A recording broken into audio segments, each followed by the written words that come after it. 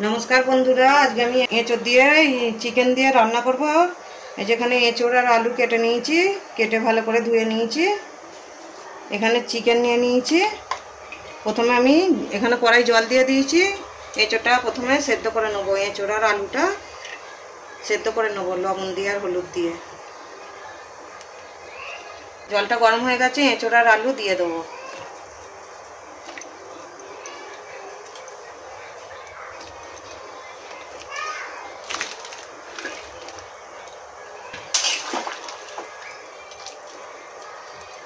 হলুদ দিয়ে দেবো।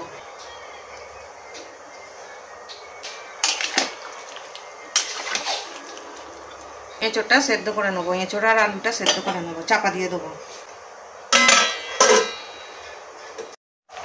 এঁচোড়টা সেদ্ধ হয়ে গেছে, এবারে জল থেকে তুলে নেবো আমি।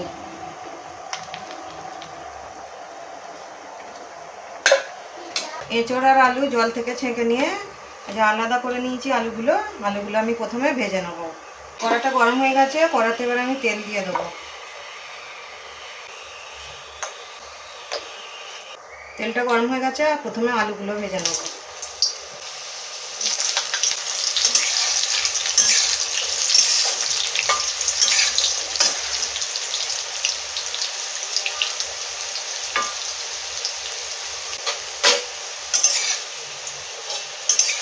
আলুগুলো ভাজা হয়ে গেছে, আলুগুলো এবার আমি তুলে নেবো।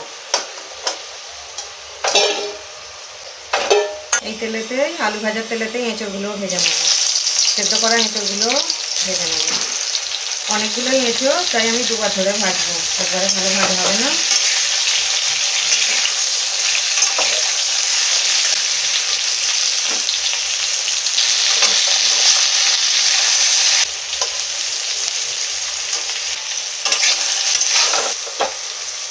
এঁচোড়গুলো ভাজা হয়ে গেছে, এঁচোড়গুলো তুলে নেবো। আলুর সাথেই তুলে রাখবো, ভাজা আলুর সাথে। আরও অল্প তেল দিয়ে দেবো।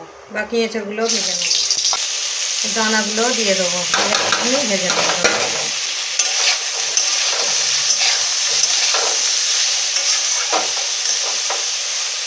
তবে ছোট ছোট দানা হয়েছে। এঁচোড়গুলো তুলে নেবো। আবার কিছুটা তেল দিয়ে দেবো। তেলটা গরম হয়ে গেছে, এখানে জিরে নিয়ে নিয়েছি, গরম মশলা নিয়ে নিয়েছি, এলাচ, দারচিনি, লবঙ্গ আর জিরে। এখানে শুকনো লঙ্কা, তেজপাতা, শুকনো লঙ্কাটা দিয়ে দেবো। জিরে দিয়ে দেবো। জিরে আর তেজপাতাটা হয়ে গেছে, শুকনো লঙ্কাটাও ফোড়নেতে হয়ে গেছে। আমি এবারে গরম মশলাগুলো দিয়ে দেবো। দেওয়ার পরে পেঁয়াজগুলো দিয়ে দেবো। আমরা কেটে যাই, লবঙ্গগুলো কেটে যায় চারিদিকে।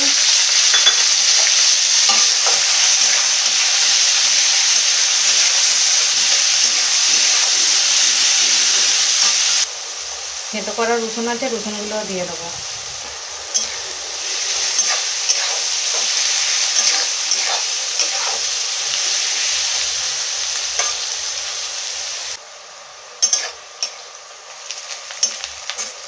আদা রসুন একসাথে বাটা আছে, এটাও দিয়ে দেবো।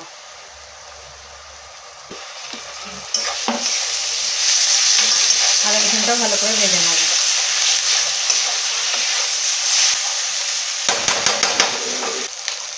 কুচনো টমেটোগুলো দিয়ে দেবো।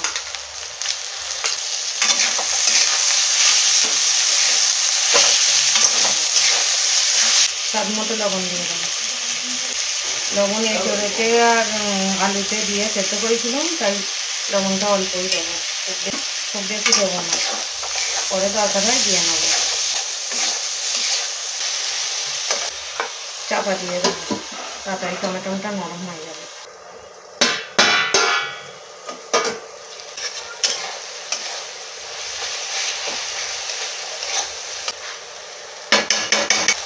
টমেটো মানে নরম হয়ে গেছে, এবার আমি মশলা দিয়ে দেবো। হলুদ গুঁড়ো, লঙ্কা গুঁড়ো, ধনে গুঁড়ো, জিরে গুঁড়ো।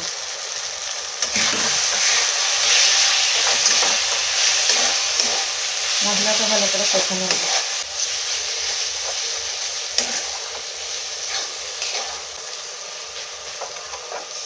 অল্প একটু জল দেবো।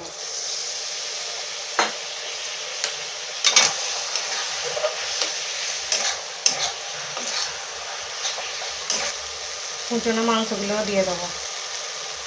এঁচড়ের মতোই সাইজ করেছি মাংসের টুকরোগুলো, খুব বড় রাখিনি। ভালো করে কষে নেবো। মাংসটা ভালো করে চাপা দিয়ে দিয়ে কষে নেবো।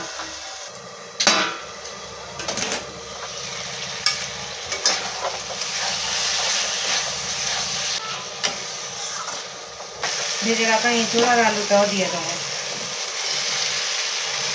আরও কিছুক্ষণ কষে নেবো।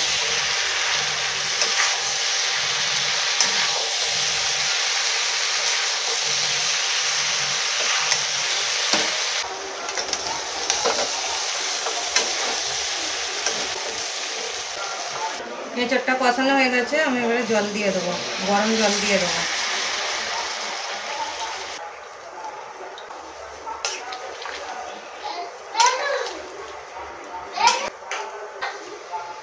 কিছুক্ষণের জন্য চাপা দিয়ে দেবো।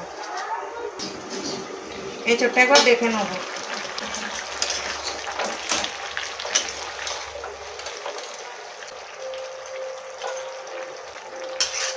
আলু এঁচড় দুটোই সেদ্ধ হয়ে গেছে।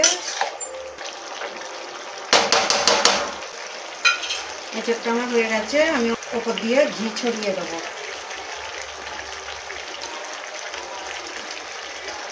গরম মশলা গুঁড়ো দিয়ে দেবো।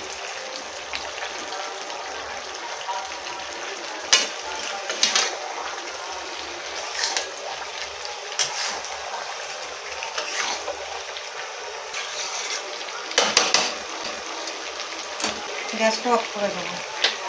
বন্ধুরা, এঁচড় দিয়ে চিকেন আমার রান্না রেডি হয়ে গেছে। ভিডিওটা যদি ভালো লাগে লাইক, কমেন্ট, শেয়ার করে দেবেন, সাবস্ক্রাইব করবেন।